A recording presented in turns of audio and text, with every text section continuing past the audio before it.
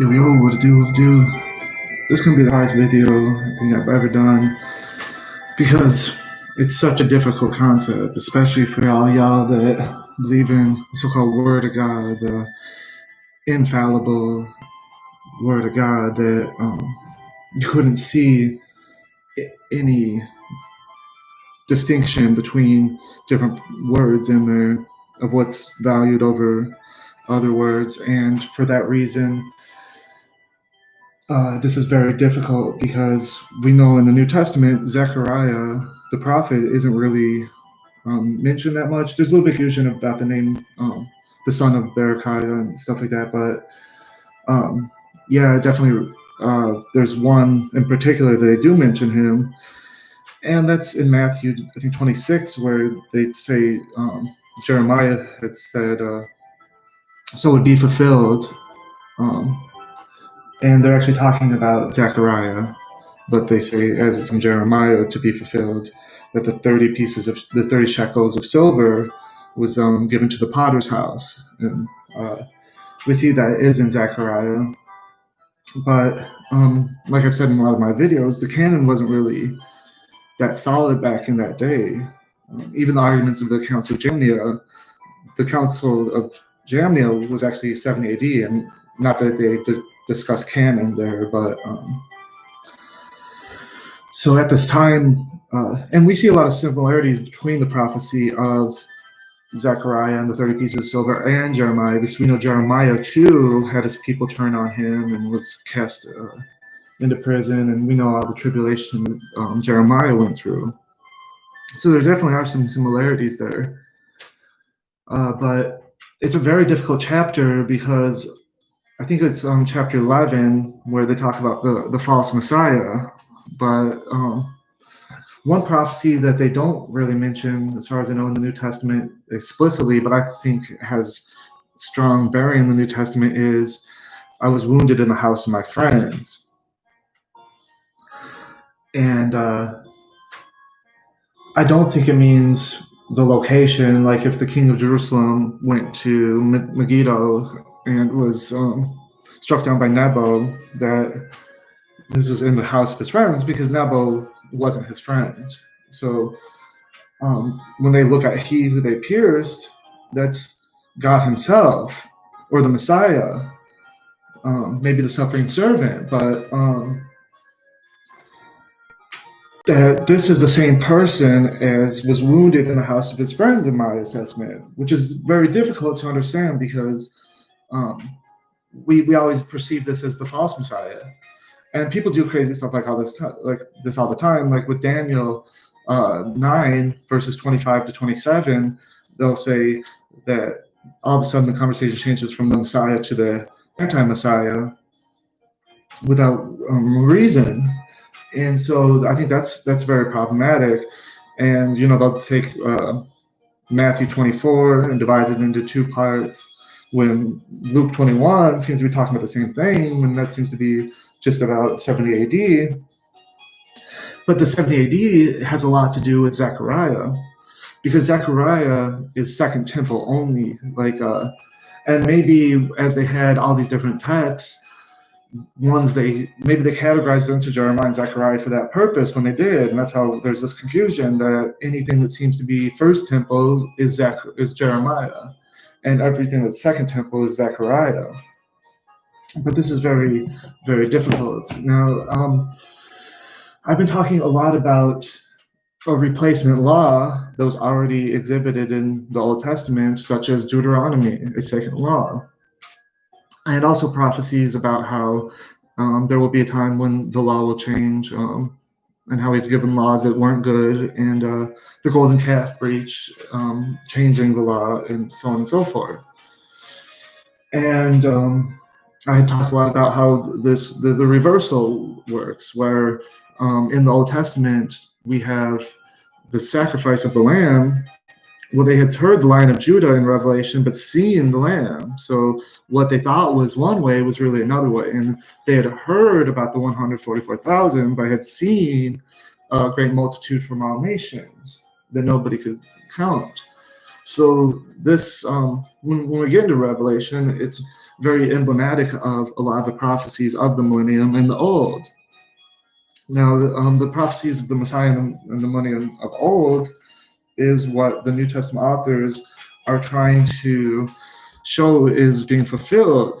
And whether or not you believe that's it's definitely in the last days, but whether or not you believe the last days have passed or are coming in the future is a subject of great controversy. Now, if it was so obvious what the answers to these questions were, there wouldn't be controversy. There wouldn't be post-millennial this and that. There'd just be the one true way to look at it. And but the problem is the people that think there is one true way to look at it, because they tend to think that anybody that doesn't agree with their way of looking at it is wrong. And this is the source of the great arguments that we go through. And I don't want to seem like I'm right. I don't want to seem like, oh, this has been decided for thousands of years from Zechariah, and here I am causing a little bit of skepticism. That would be a great error on my part. So I think this is intentional that I can't really find the verses I'm looking for.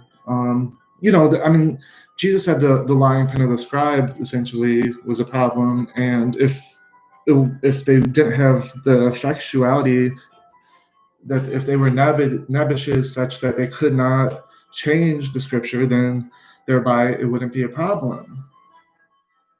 And how a lot of people believe that this is infallible lacks mechanism. We see how people do wicked things all the time, and they're allowed to do their own free will.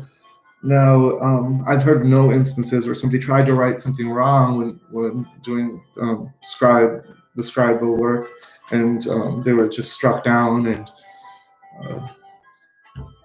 the words magically changed or mysteriously changed or whatever. And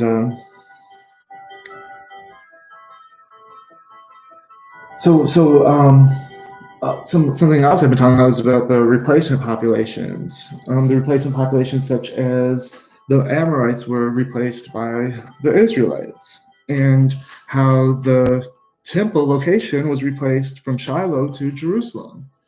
And Jerusalem wasn't even a land of Judah. It was the land of the Jebusites, which was contained within the land of Benjamin. And the Jebusites controlled it all the way up into 2 Samuel. And when we get into Zechariah right here,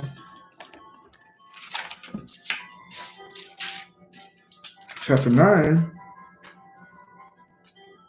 verse 7, it says, "And I will remove the blood from their mouth." And we see this in Acts 15, how they decided that, James and the people in Jerusalem, who, this was the central hub as it was going out into the nations at this point, that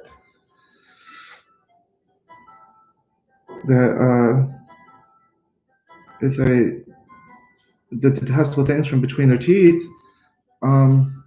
This is basically making them under the umbrella, how I think Isaiah said that the tent would spread forth over and take out. And this is like Ezekiel said about, we'll see the same locations in the same chapter of Hamath and Damascus and all this.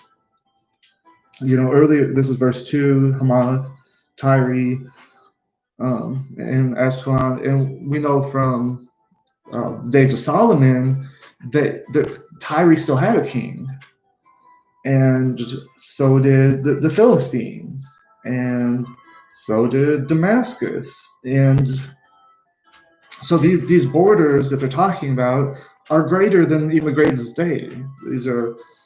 But really what they're trying to do, which is, you have to understand the geography, is that this area is really surrounded by desert. And there's basically 3 fertile areas, and this is one of them. There's the Nile Delta, where the Tigris and Euphrates, that Babylon over there, and Jerusalem area, and Jerusalem would be the very far south of it. The very, the end of all the grassy hills. Anything south of there would just be wilderness and dry. So for that reason, this is Damascus and Jabbok and Yarmouk and all these areas around there, like East Jordan and everything, and up the Yarmouk and all that. What was that one? Up to Lebanon and everything, of the Levant, you would call it. And so this is a claim on that whole section. But why is there such an issue here? Well, that's because the West had taken this land by force. And so this is pushback from the East. And it's written as though it takes place during the Persian Empire, but really it's at the tail end of the Persian Empire when after Alexander the Great had already conquered. And there's no really evidence that this stuff was written like this before then. I mean, even the scholars who defend it would say it was oral transmission. But the thing with oral transmission is Chinese whispers, that things can change over time. And let's say verse 6 here, chapter 9, verse 6. It says, a mongrel race will dwell in Ashdod. Well, we know in the Second Temple period how Ezra had kicked the mongrel race that dwelled in the mongrel race that was half Ashdodish, half Philistine, because the judgment of the nations was actually under Nebuchadnezzar. The judgment of nations of Isaiah and Jeremiah, basically, and those are the Judean portions of Isaiah, the later portions, and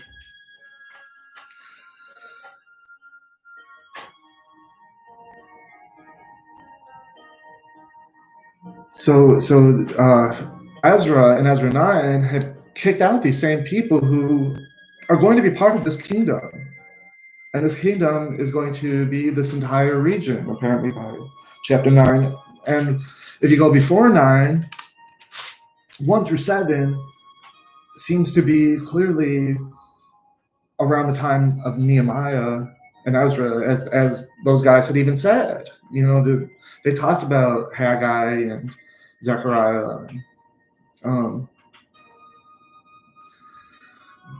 And in Yehudaism, this is called the Great Assembly. These dudes, they might have had 70 people, or 120 people, or 500 people, or whatever it was. There was some special number that they believed was a mirror image of the divine council, the stars of heaven.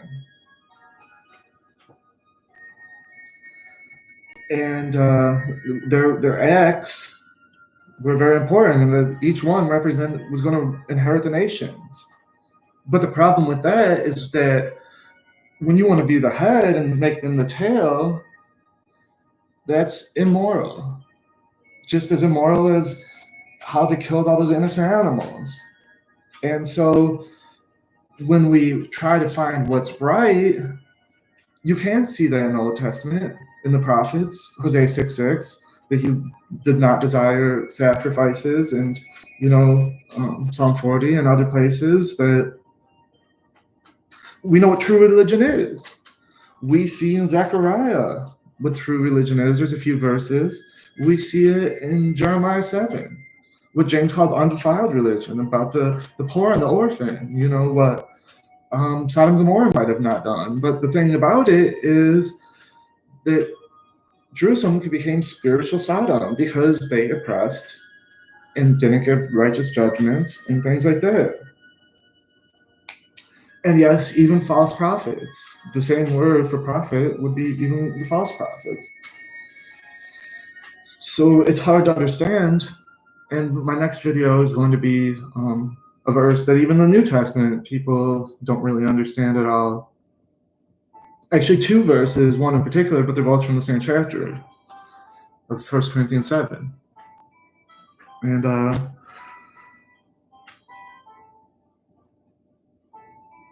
but this is especially true in the Old Testament, that there's very enigmatic verses.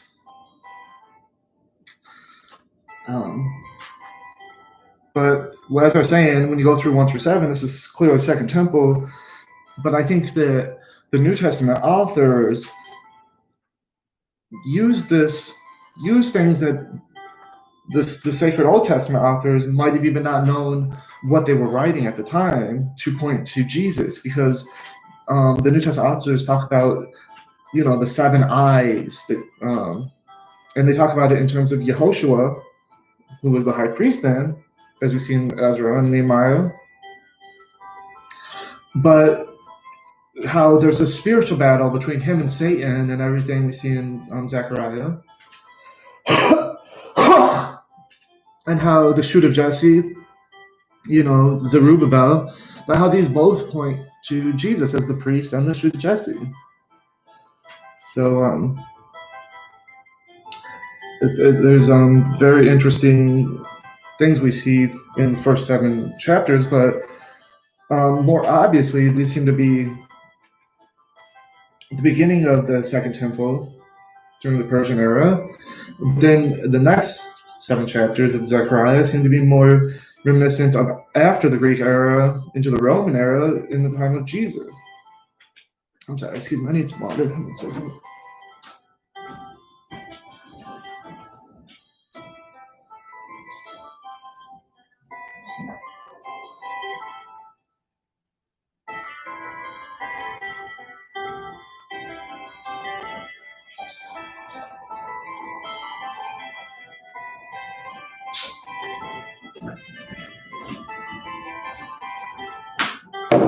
All right, so they have hearts like flint. We know that this is a problem with how the first temple is destroyed and how the second temple will be destroyed, as we see in the New Testament.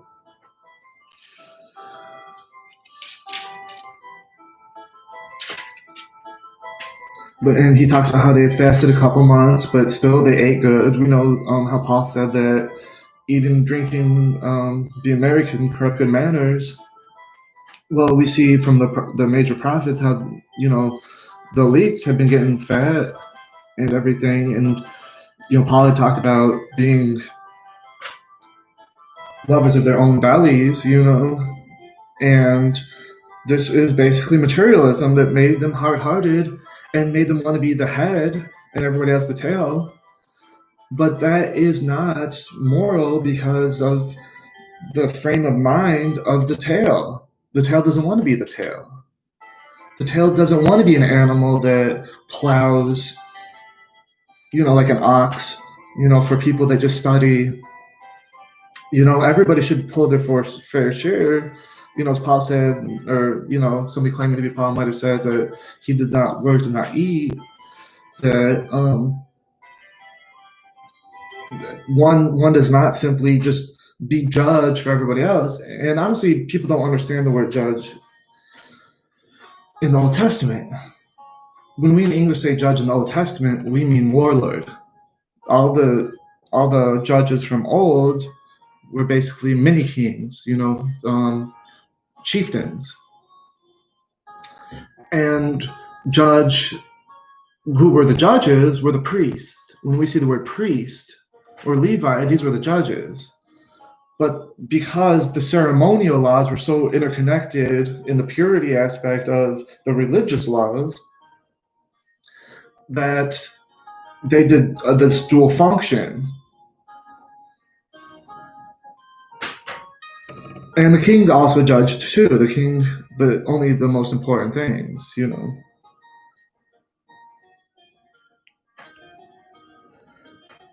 So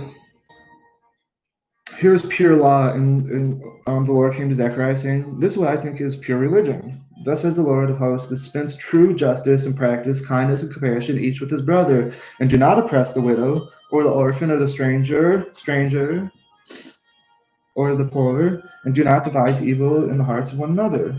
But they refuse to pay attention. They turn to the stubborn shoulder and stopped their ears from hearing, like flint, blah blah blah. Sorry, I hate when people say blah blah blah. Excuse me. So because it's not blah blah blah, it's an important word. So it just means etc. is how I was trying to use it.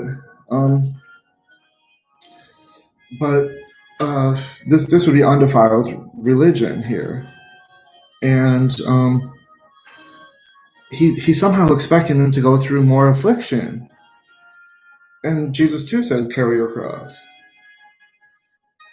because as Jeremiah said that this affliction was going to purify them.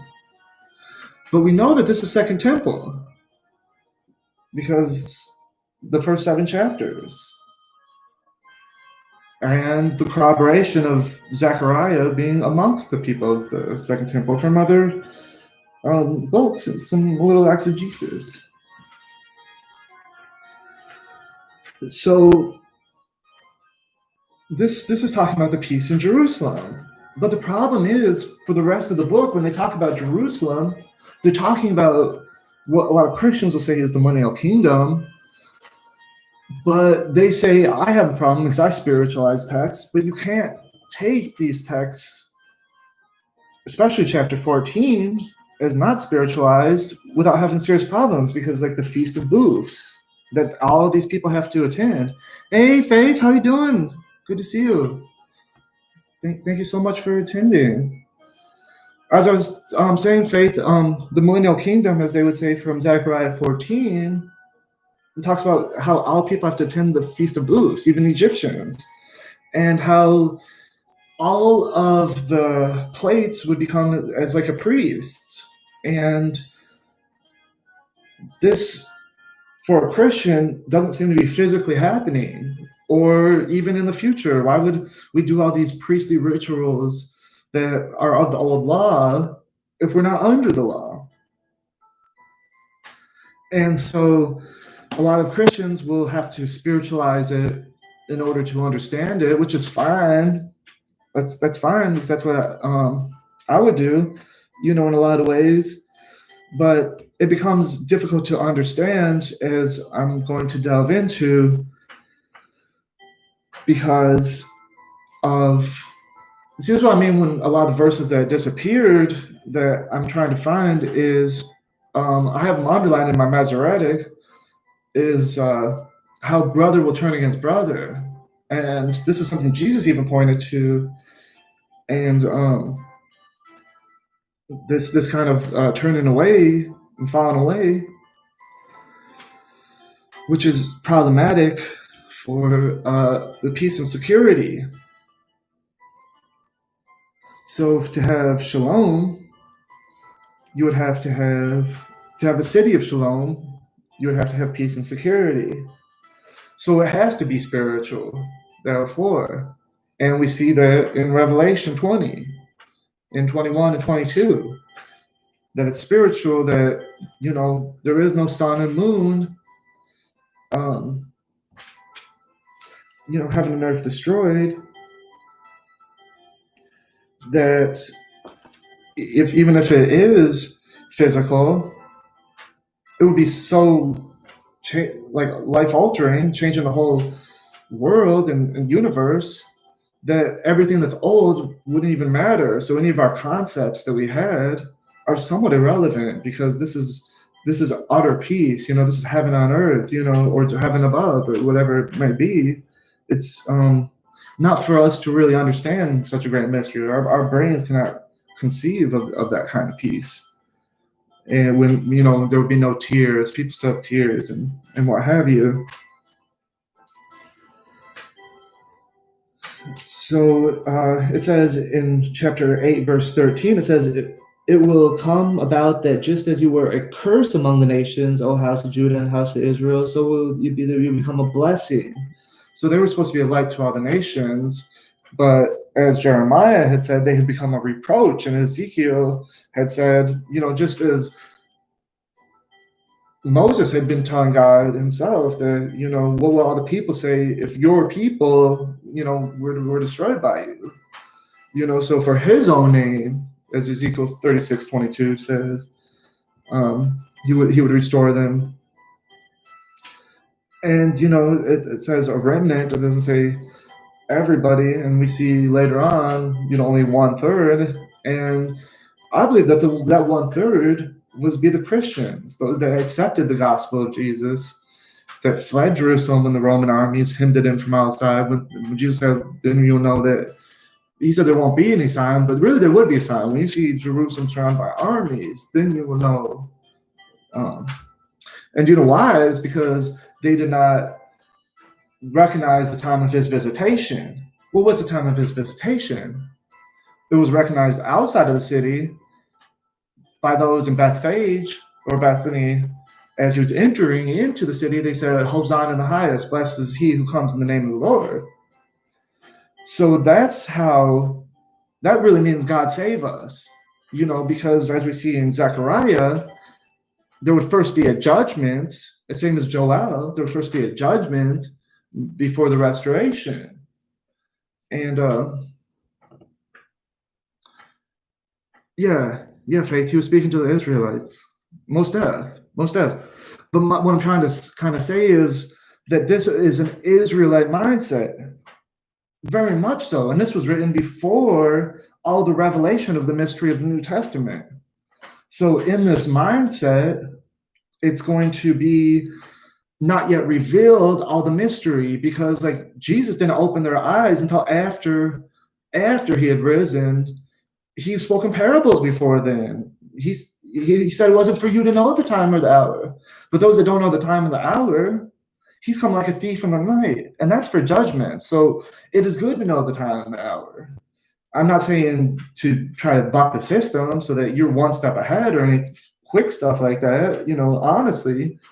But to look for the signs, but not to be so wise of your own mind that you think, oh, in the morning, if it's red, then it's going to be bad weather. And if at night it's red, it's going to be good weather. You can discern the times and seasons, but you don't know what it means.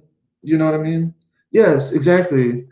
Yes, stiff-necked people, they went the way of the Gentiles. And that's exactly what I'm trying to say, Faith. This is the whole point of the whole video, is that who we think is his people isn't just flesh and blood. Flesh and blood doesn't inherit the kingdom. It's who does his will, who believes in him, who looks on his son that they pierced, as we see in Zechariah. But who looked on his son that was pierced? Well, we see in John, it was the soldier.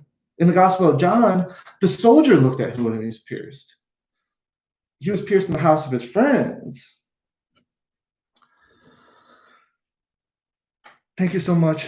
Yeah, we right here in the book, we read in prophecy, and we see how it unfolded. We see how Jesus had come, how God himself led his people. God had come down and dwelt amongst them, as Zechariah had said.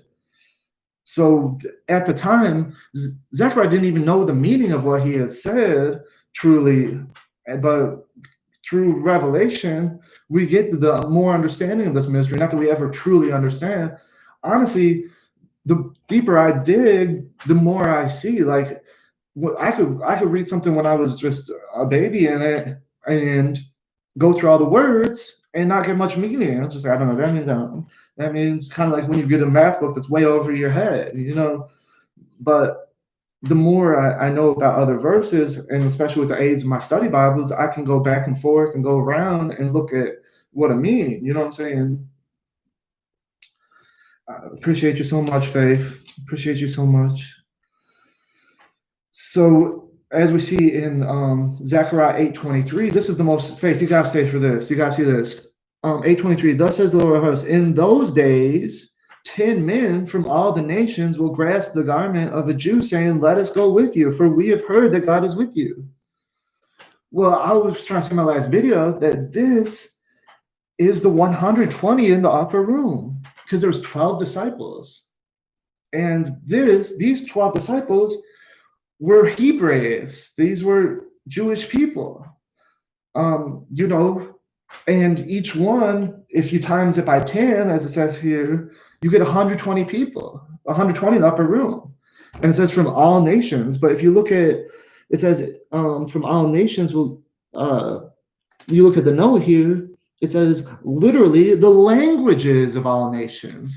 And remember how they spread the language? Like they spoke in tongues, so they could speak in all these different languages. They spoke all the languages of the earth, you know, so all these people could understand. So here we have the fulfillment.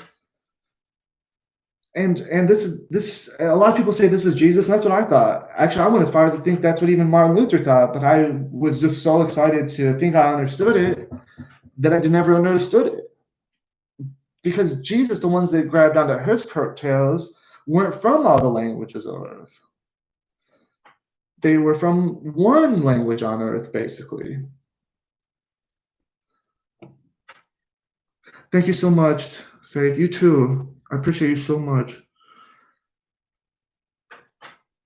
Yeah, it's. I need this notification too, because honestly, so many people. There's so many false teachers out there, and there's so many people that won't look at these nuances and these deets that bring more understanding. If we just look at the context, then it becomes. But like the Hebrew Israelites, they won't look at the context. They'll take you to one verse and bounce you back to, 500 pages earlier for one more verse. And, that's not true understanding. It's when you get into the nitty gritty, whether that's eisegesis maybe, but sometimes you got to do a little proper eisegesis. People always use it as a curse word, but you got to do the proper hermeneutic by zeroing in, get out the microscope, look at each word, and, kind of look at the cross references too. I'm not saying don't do no exegesis, but we just trying to get understanding. And like, my channel ain't monetized and all this. I'm not doing this. I'm just trying to blow the whistle. That's all I'm doing. I'm just trying to blow the whistle. I see something and it's my duty, I feel, to get it out there. And, I'm not reaching a whole bunch of people, but if I reach 2 people and they reach 2 more and so on and so forth, Paul plant, Apollos waters, but God giveth the increase. You know what I mean? The farmer sleeps and then the plant grows, so that's all it takes. It's,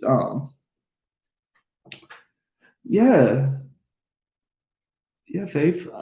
He could have spoke Aramaic. I know he spoke Aramaic because he said, what, Eloi, sabachthani, or whatever. They didn't translate that into English. They was putting that in the real deal Holyfield. So here we are in Zechariah 9, and we get into the time of Jesus Christ, and this is amazing. But we have right here that he's going to use Judah and Ephraim. He didn't say Jerusalem, but he's going to use Judah and Ephraim as the bow and arrow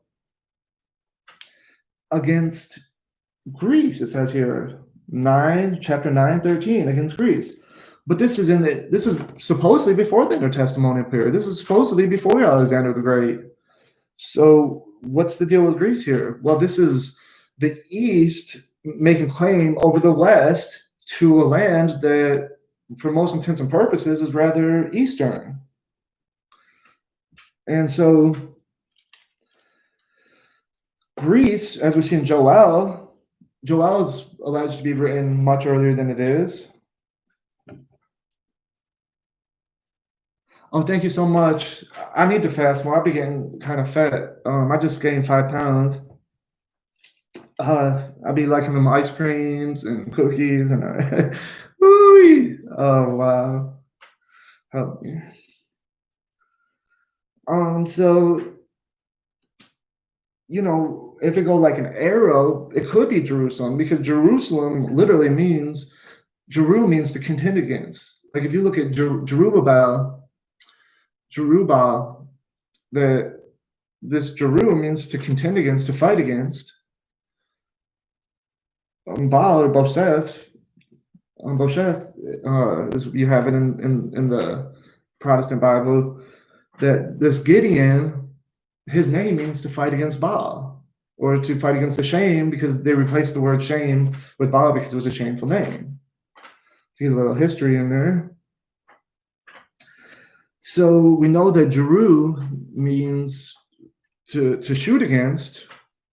So whether it means to shoot for shalom or to shoot against shalom or a shoot from shalom, is hard to understand. But shalom doesn't mean like we think it does, because we know from Genesis 15:16 that he will not be done with the Amorites until after they was done with Egypt, until their iniquity was shalom. Well, shalom is like good peace, then the iniquity can't be shalom, but because shalom means peace, and that means the complete understanding from God, not the complete understanding, but to be godly minded, and this is where a lot of people get into problems, is when they try to sacrifice animals, that they ain't being godly minded. This is what the nations was doing, and this had been picked up. But this is the problem that the Israelites was having. That's why in Jeremiah 7, he said, it never did enter my mind to sacrifice your children, because this is something they was doing. And this is something they inherited from the nations. And this is the thing we look in Numbers 33:51, I think it was, or 53. This was the problem from the jump with the Amorites, that they had done all those pillars and high places and idols and stuff. But we can see in Hosea and stuff that they wanted to have, thank you so much, Faith, I love you so much. They wanted to have their own, high pillars for their own way of worshiping and stuff like that. But that was still emblematic of the nations, And so really his people would be not who's this personage and that personage. No, it's who follows his way and gets into undefiled religion. And we see here in Zechariah that this could even include the Philistines, because the Philistines, when he removes the blood from their mouth, we see that, I never finished that point. They will also be a remnant for our God. So we think of remnant as Judahites, but it's talking about the Philistines, it says here in verse 6.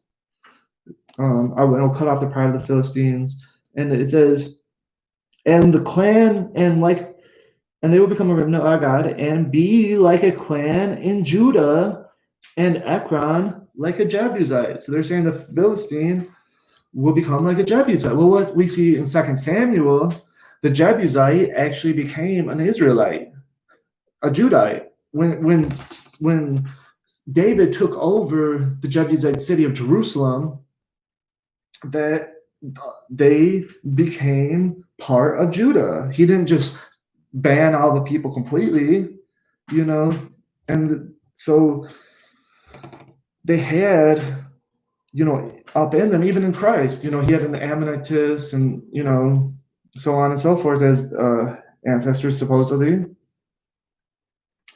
Not that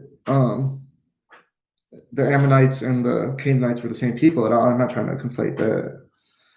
But Rahab was, and we know Rahab from the book of Judges, I think it was, no, Numbers and Judges, I think, that helped Caleb and Joshua, the spies. She was a Canaanite, and she is an ancestor of Jesus. So,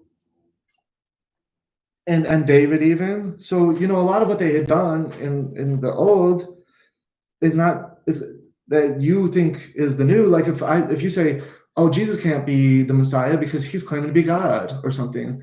Well, we see right here in Zechariah that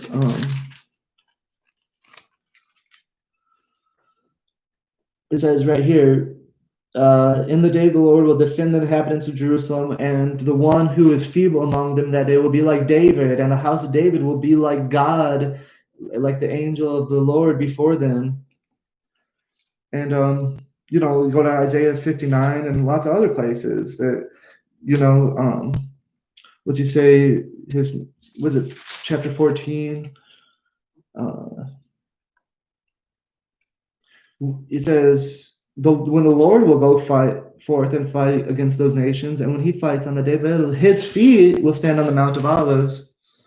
So they really believed that God himself, this isn't something the New Testament did. This is something, remember when they said, oh, he's guilty because he claims to be God in John 10. Well, he said, doesn't it say in your law, ye are gods? So, even if we go to Psalm 8:5,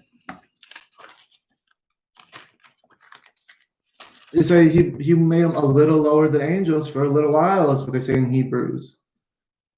So basically, David had claimed to be the Son of God. You have on this day that you have begotten me, he said. So this isn't something the New Testament did to it. This is something that was already there, prophesying.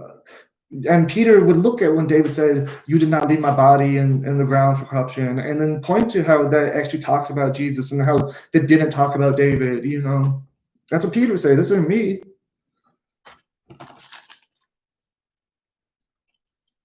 So as we get into Zechariah further, it gets even more complicated. It gets even more difficult. Because they talk about all these. Yeah, I understand and overstated. Okay, yeah, you got it. Okay, I don't need to belabor that. So when we talk about Zechariah's prophecies, he does get these prophecies from the old about the dew and the grain, and these are very much about the land, but this is something that the stranger gets, according to Zechariah. Not only that he's grafted in, as we see in Romans 11, grafted in. But I did make a mistake long ago, about a year ago, talking about Zechariah 14:14, how Judah will fight in Jerusalem and how they're against Jerusalem. I don't know that that's true. I still feel a little like that, but I'm not going to say that's what it is, even though that's what it seems wouldn't say Jerusalem. That's what it seems to literally say, but I won't go that far because that wouldn't be necessarily true. So let me, now that I fixed that. So it says, for the teraphim speak iniquity, and the divine see lying visions and false dreams. Wow, that's weird. So it says, there is no shepherd. So the shepherd is a big deal in Zechariah. And this is something that Jesus talks about, because when Jesus talks about the shepherd is, I think it was Matthew, where they say this is fulfilled what it was talked about, that the shepherd is killed and the sheep are scattered, And there's lots of prophecies of Zechariah. When I said that there was no, I'm saying that they're not saying like, oh, this is him or whatever. Like, when they talk about riding on a donkey and lots of implicit ones, but as I should said, love some explicit ones from Revelation and so on and so forth. But so it says, when I scatter them among my people. So it says, I will bring them back from the land of Egypt, from Assyria, bring them from Gilead and Lebanon, until there's no room can be found for them. I think this is reminiscent of the upper room. The upper room would be like where there's no more room for them because they're full of people, all these people from all over the world for the Pentecost. And so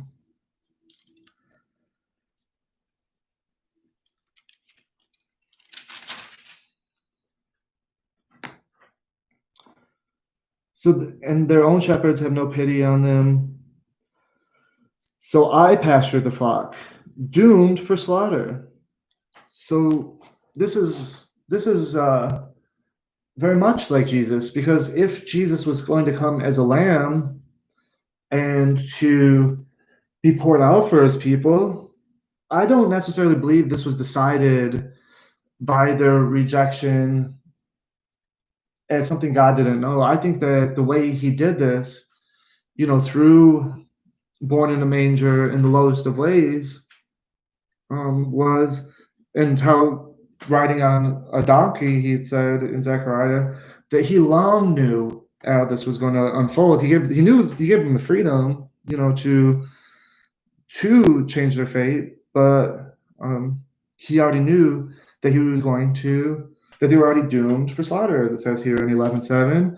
And favor and union, or beauty and bands, that bands being the union between the two people.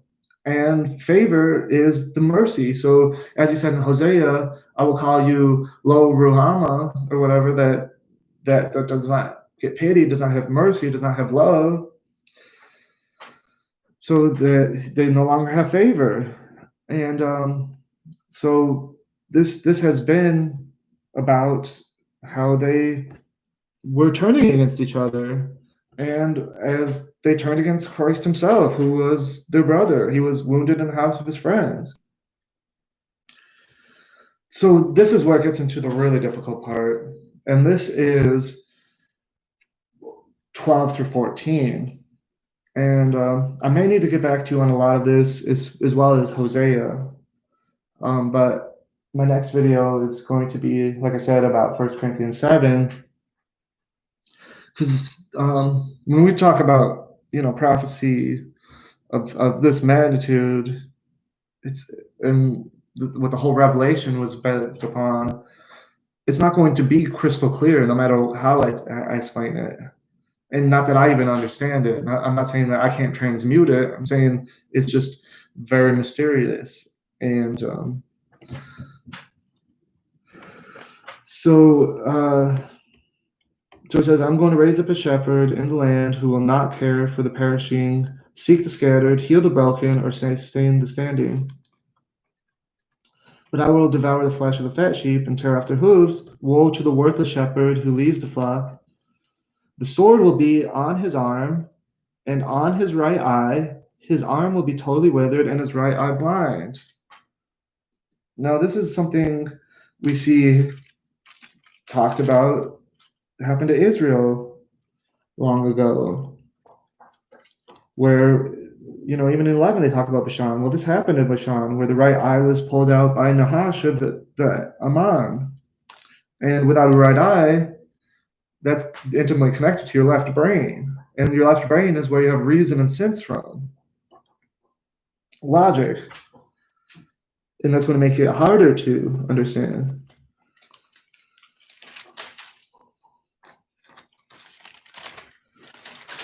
So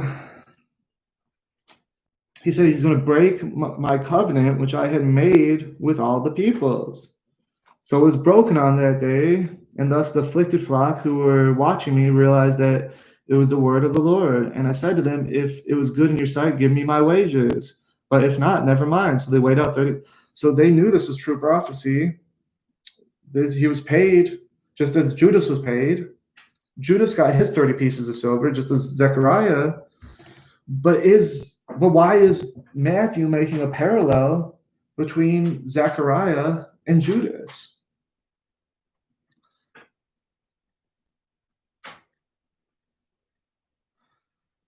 Yes. Yes. And the Spirit being the comforter, to give us the words to say, to give the apostles the words to say, to help them with their witness until he comes again. But when he comes again is a very difficult concept because it's in Greek and it doesn't get translated to English very good. In Greek, it's parousia, and para means with, and ousia is like being. So when we are with his being, I guess that could mean coming, but this doesn't necessarily have to do with somebody's physical body, or him walking up there, or descending down necessarily, just from that word alone. so that when we are with the Lord again, we wait to be with him again, is literally what it means. So what is this parallel between Judas and Zechariah? Because Matthew had clearly said to fulfill what had been talked about in Zechariah 11. So is Jerusalem against peace? Well, they had been a place where people had been protected in the days of Hezekiah. But unfortunately, in the days of Hezekiah, all of Judah was destroyed by Sennacherib. And if we look at 11:15, it said, the Lord said to me, where did I lost that verse. But what was it, 12:7? Okay.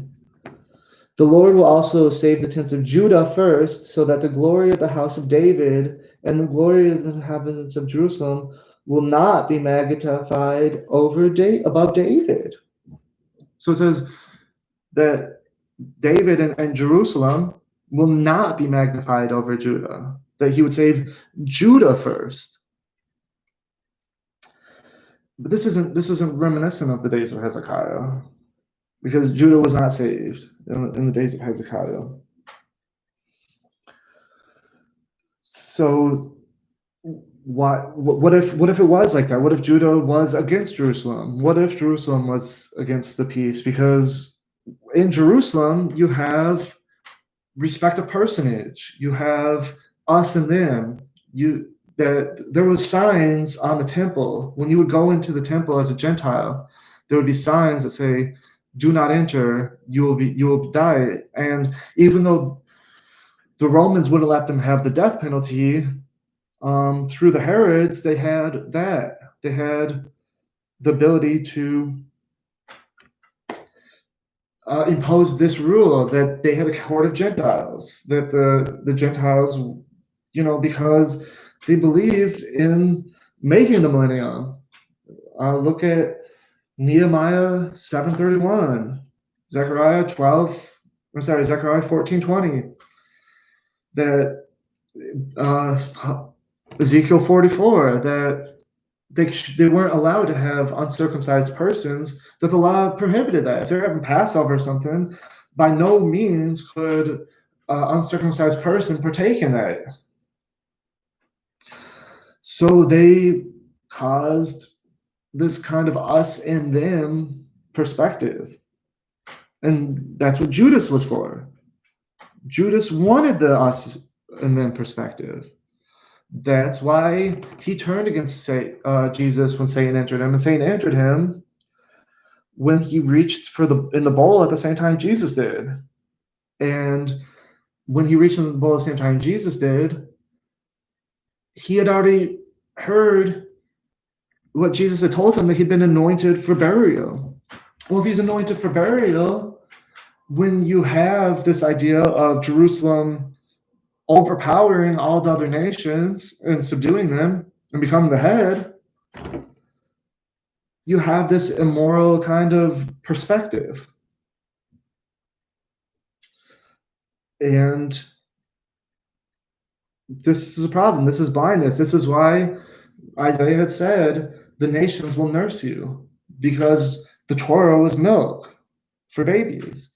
And instead of teaching the Gentiles, they learned from you the wrong way. They learned with stammering lips, as Paul said, as Isaiah 28 says, and they had it wrong, because when they lived in the land that they inherited from you. So there's this regathering that's supposed to happen to culminate in the Messianic age.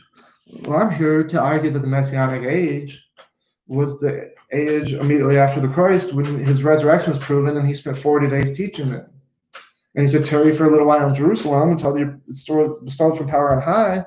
And before that, they wasn't. And they were in different ways. Like there's a time in Luke where he opened their eyes, and a time in John where he breathed on them. But there, like I've been trying to say, Peter gets the Spirit in Acts 2, and then he gets the Spirit again in Acts 4. But even in Acts 15, as apparent by Galatians 2, he's still not all the way there. And Jesus said about the man of perdition being Judas and falling away being Peter, that I'm not saying that completes it. That's the culmination of the falling away of the man of sin necessarily. But maybe that was the culmination of the man of sin in terms of symbolically when we think of the Bar Kokhba revolt. Now, the Bar Kokhba revolt is when I think that the New Testament was written. I do not believe it's first century. I believe it's second century. I believe some of it's first century, and that's the works of Paul. But when we understand how, these things that when Jesus talks about the temple being his body from the Gospels and stuff like that, this comes from an understanding from the Bar Kokhba days that the writers wanted the rebels to conflate Jesus in the temple, that they know that they destroyed their own temple from their own zealotry for the law. And when they realized their freedom from the law because of their freedom from temple sacrifice, because the temple was destroyed, then they're no longer under that bondage. Because the circumcision puts you under the whole law. And if you break any of the law, you become a curse to your people. And they were cursed because the priest tore his vestments. When Jesus said he was God, the priest tore his vestments. And we know that be a curse on the people.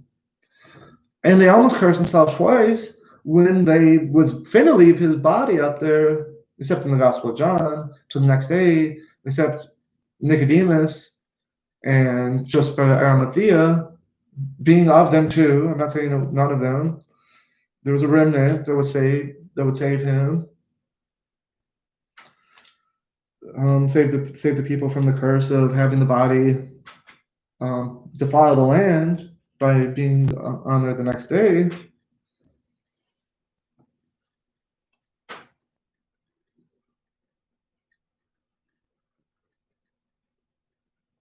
But so it says, I will pour my house on David and the inhabitants of Jerusalem, the spirit of grace supplication, that they will look upon me who was pierced. Well, they talk about that in the New Testament.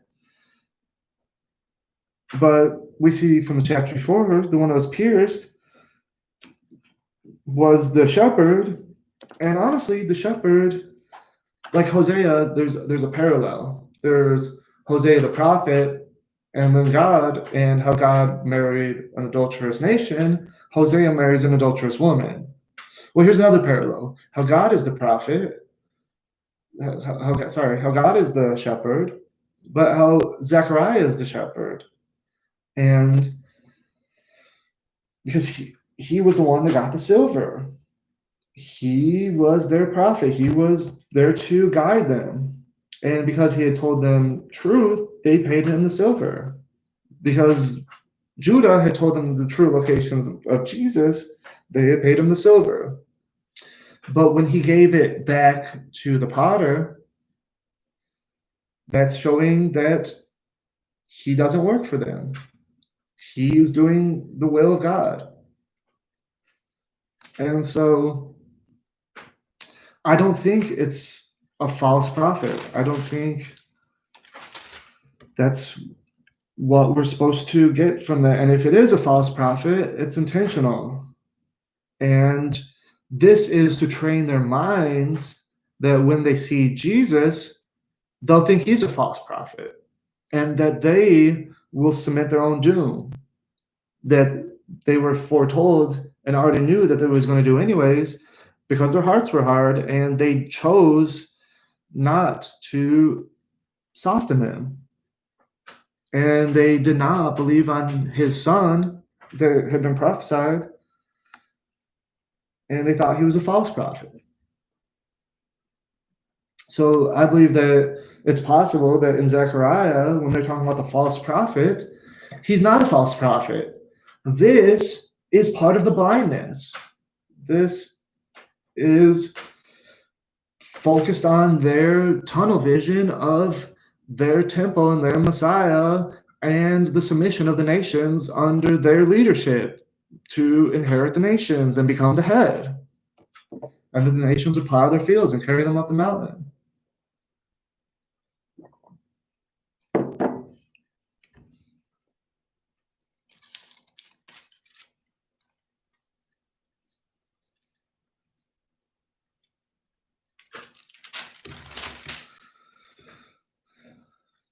So they're supposed to weep bitterly as they weep over a firstborn son.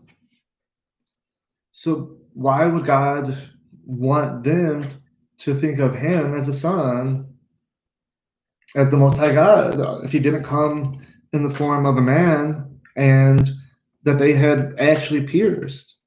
It's not, and that has much more meaning than some didn't listen to the prophet and hurt God's feelings kind of idea.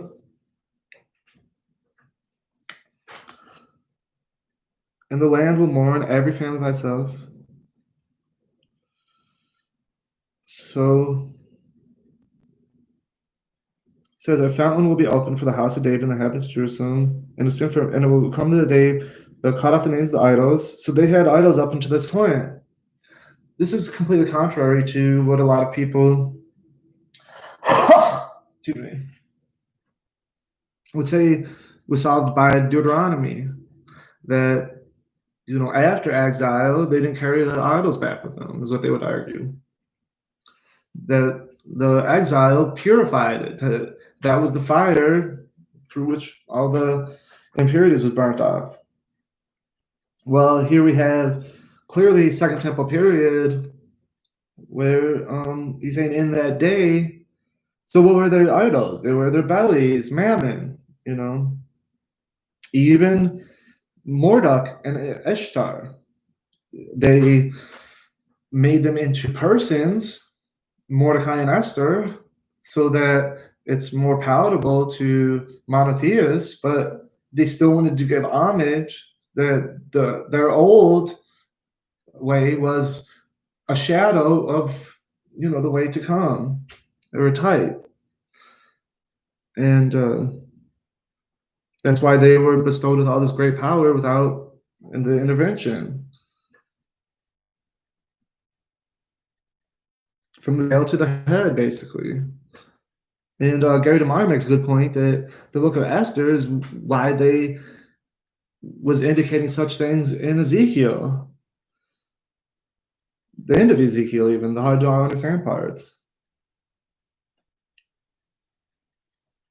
So it says, also it will come about in that day that the prophets will each be ashamed of his vision when he prophesies.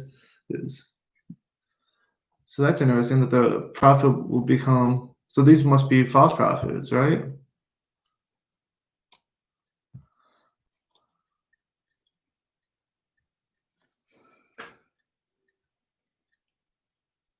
But I might have a little more to say about Zechariah in my next video, but it won't be called Zechariah. This next video is going to be called Ask Dr. Brown, because Dr. Brown's been messing up 1 Corinthians 7 for a while now, and I got it figured out. So I may talk about Zechariah a little bit in there and just finish up what I was saying about Zechariah. And then get into 2 Thessalonians. And that way I can use 2 Thessalonians to not only talk about Zechariah, 1 Corinthians 7, but also the Amorites and things I've been discussing lately.